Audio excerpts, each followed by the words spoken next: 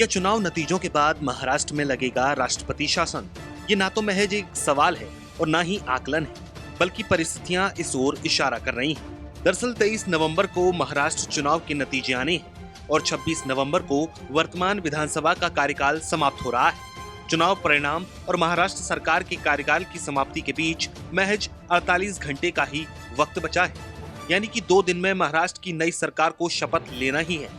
लेकिन जिस तरह दोनों गठबंधनों एमबीए और महायुति के भीतर मुख्यमंत्री पद को लेकर सिर्फ टबल चल रही है, लगता नहीं है कि नई सरकार को लेकर जल्द कोई फैसला हो पाएगा।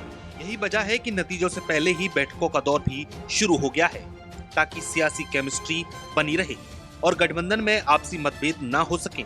इसी के मद्देनजर कांग्रेस नेतृत्व महाविकास अघाड़ी के नेताओं ने आपसी तालमेल बनाए रखने की कवायद शुरू कर दी है। महाविकास अघाड़ी के प्रमुख नेताओं ने गुरुवार को मुंबई में बैठक आयोजित कर महामंथन किया, जिसमें सरकार बनाने और विधायकों को एकजुट रखने की रणनीति की चर्चा हुई। महाराष्ट्र विधानसभा का कार्यकाल 26 नवंबर को खत्म हो रहा है। इसके चलते 23 नवंबर को चुनाव नतीजे आने के बाद सरकार गठन के लिए सिर्फ 48 घंटे का ही समय है। 26 नवंबर तक गठबंधन बनाने में विफल होने पर राष्ट्रपति शासन लागू हो जाएगा। विभाजित जनादेश की संभावना बहुत ज्यादा है, क्योंकि 1990 के बाद से राज्य में किसी भी एक पार्टी को स्पष्ट जनादेश नहीं मिला है। हालांकि राष्ट्रपति शासन लागू करने से पहले राज्यपाल के पास सदन में अपनी बहुमत साबित करने के लिए सबसे बड़ी पार्टी को आमंत्रित करने का अधिकार है। राजनीतिक जानकारों की माने तो सरकार गठन के विकल्प पर विचार किए बिना राष्ट्रपति शासन लगाने का सवाल ही नहीं उठता है।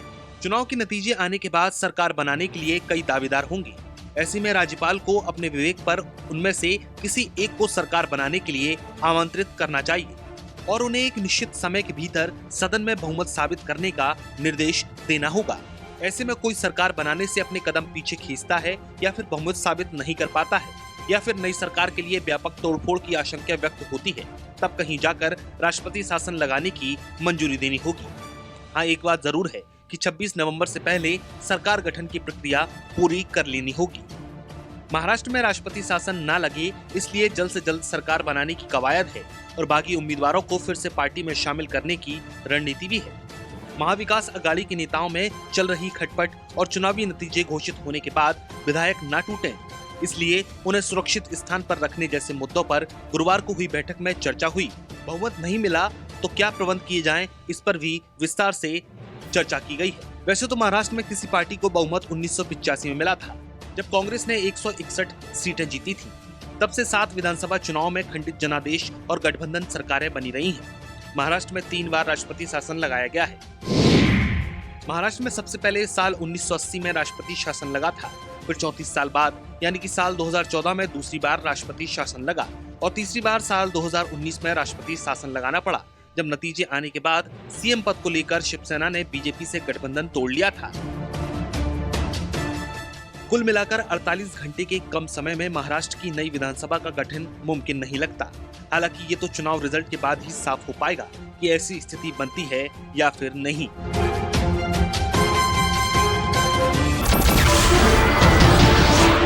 नमस्कार, मैं हूं मानक गुप्ता।